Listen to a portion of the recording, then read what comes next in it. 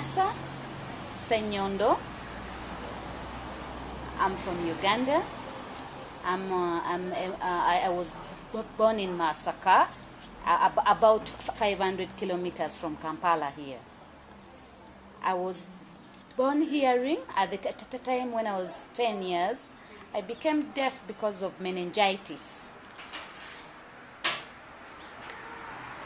Because we had a village doctor, because he said I have malaria at that time.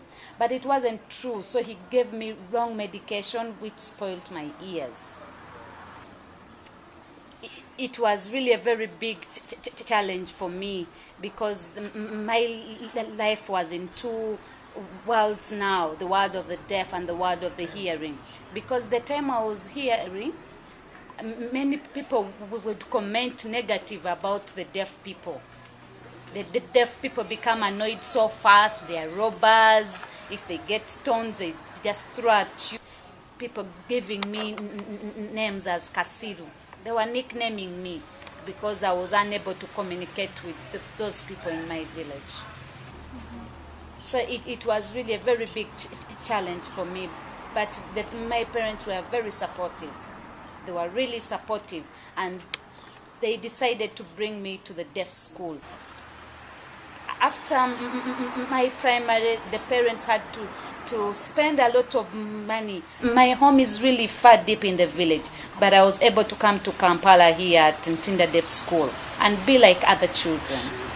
Even at the university, the parents had to spend for interpretation services for me. So the support from the parents was really so important the time I was growing up. So the key challenge is the communication. Because as the deaf people, communication is everything. So if you talk about access to health services, access to education, you must have the different methods of how to communicate with these people. Many youth out there complain about access to reproductive services, that they are not there. Only because the service providers don't really know how to communicate to these deaf youth people. We try to train the deaf people in how to communicate, how best to use the sign language. So we identify the different health service providers, we link them with these deaf youth, and we train them. So it is really very different, because in Kampala area, the services are really there. The hospitals are really so many. The schools for the deaf are many. But in the villages, it is a closed world. The deaf children have no information. If the TV is not there, the newspaper is not there, how will they be able to achieve, to receive this information? The schools are really very few. If the services are few and the people are many, so it is a very big gap out there for the deaf people. I remember 23 years back when I became deaf, people used to really abuse me, the community would laugh.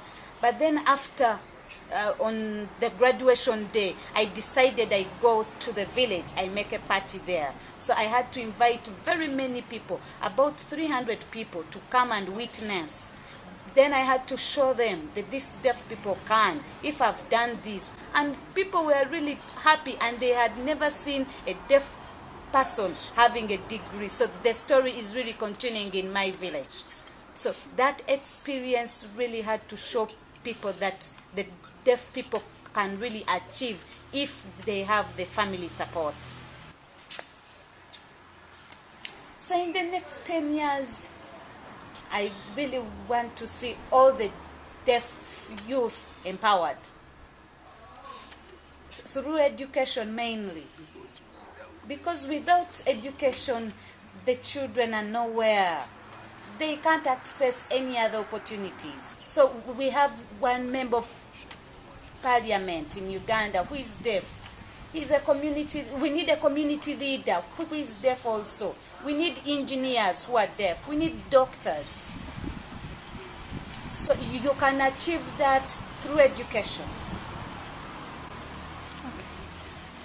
because education is education will really build somebody's mind to think forward.